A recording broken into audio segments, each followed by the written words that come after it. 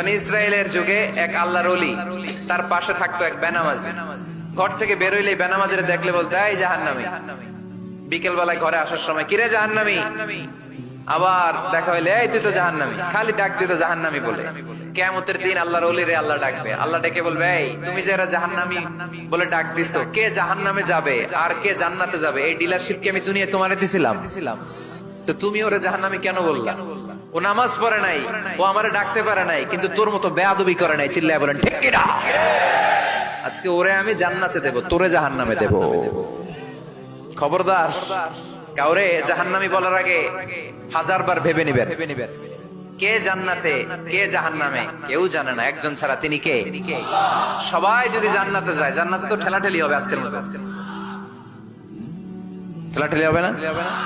সর্বশেষ জাহান্নামের আগুনে 1000 বছর পুরে যে লোকটা জান্নাতে যাবে